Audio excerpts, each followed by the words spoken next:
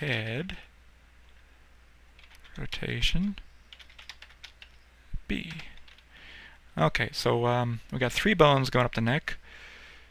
So I'm going to go by thirds, so this one will be multiplied by 0.333. Put that on the bank. Oops, wrong button. This button. Okay. Let's clone this. Neck core 2. Nah, I realized I did that wrong. I want 0.5 here, I want 0.25 on the other one.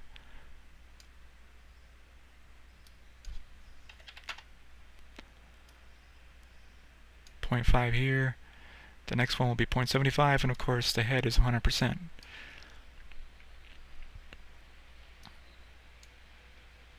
Get layout selected. Oh, it looks like when I duplicate those bones, they both have those same expressions on there, so I have to take those off.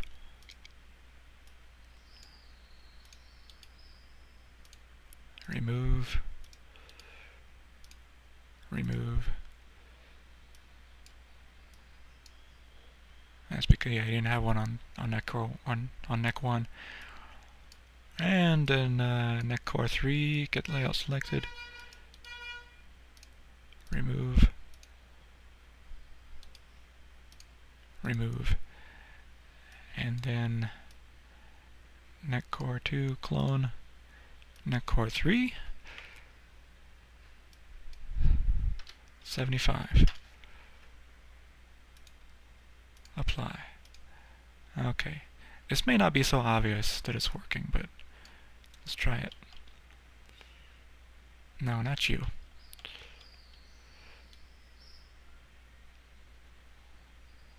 Okay, let's try this. Let's rotate you this way. And now as I rotate the bank, we get the neck spinning. I think you can see that. The neck is spinning in its core, but the orientation that the heading and pitch did is maintained. Nice, nice, nice. Okay. Now the only other thing I'm going to do for the neck is add a bone going up the front, and I may add some other bones later, but primarily I want a bone right here that's going to maintain the volume and other aspects of the front of the neck. You can see right here the head is stretching up, but the neck is, well, there's a lot of things going on that's not really affecting it. I think I'll pause the video and give them a jawbone and maybe some clavicles so that we can kind of reinforce that area so you can see what's going to happen with the front of the neck. Alright, you can see I got some clavicles and a jawline there supporting those structures, and now you will be able to see what's going to happen with the front of the neck when I rotate the head controller. Most unattractive. Not too bad here, but it could be better. There's a little bump there. So we need to address that. Let's find out what we can do. Let's see, I'm going to take the bone. These clavicles are parented to this bone. So with that bone selected, I will add another child, and I will call this neck front. And move that right about here, I think. Maybe just a little higher up. Rotate that to right about there. And I think the length is good.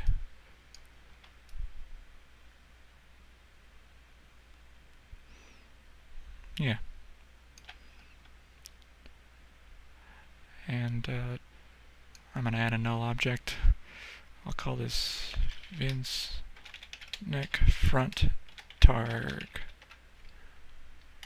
And I'm going to turn off parent in place, and I will parent him to neck front.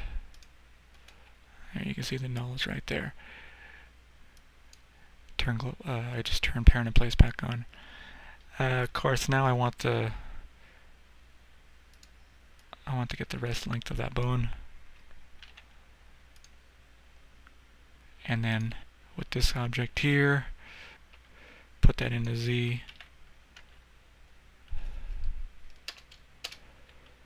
So now I know that this null is at the very end of the bone because it's parented to it, and the Z is the same as the rest length of the bone. So now I will parent this. I've turned the parent in place back on. I will parent this to the head.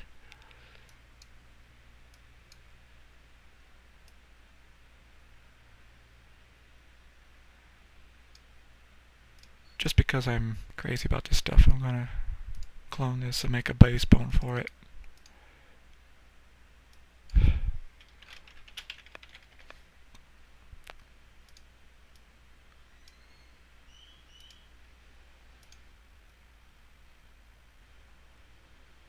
That was probably not necessary, but this way, turn the strength off for that one. I know that this bone is rotation 0, 0, 0. Okay. Select these two new bones and rest them. And with my neck front bone selected, I'm going to go to motion options. Choose a target, I think.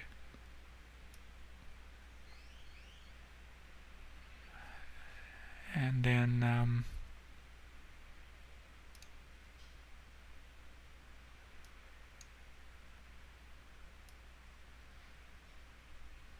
choose a scale item here, the neck front target, and then choose inverse kinematics on the Z scale. I think that will do it. It's not working. Oh, IK is turned off. Okay, it's doing the targeting thing, but it's not scaling right. I did it wrong. Alright, it's been a while since I did this, so I'm going to have to pause the video and figure it out. Okay, I got to figure it out now. I forgot that with IK, you can't have it with just one bone. It has to be a chain, so you add a second bone. Let's turn the strength off of that one. Shrink that down. Okay, and so this bone is a child of this bone. This one is where I set the goal. And I chose the neck front target for the goal. Everything else is pretty much default here. And then with this bone selected,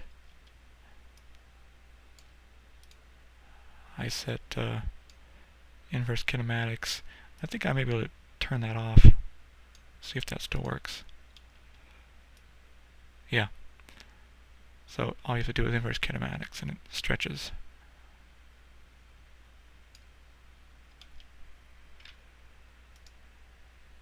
And I think I could turn this off to point at target. Or rather inverse kinematics. Yeah, that's the way it should be. And you can see the neck is looking much better there.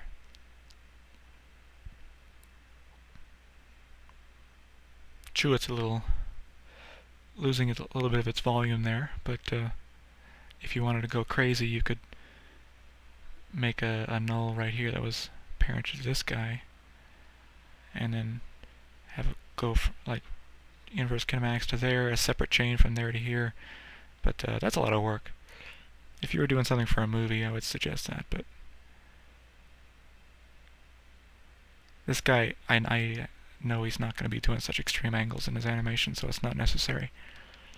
So there you go. We have done most of the crucial elements. I'm not going to bother showing you the null to control the rotation here. That's simple stuff that you should be able to do after doing all this other stuff. So I hope you enjoyed this video and got some useful information from it. I'll see you next time. Take it easy.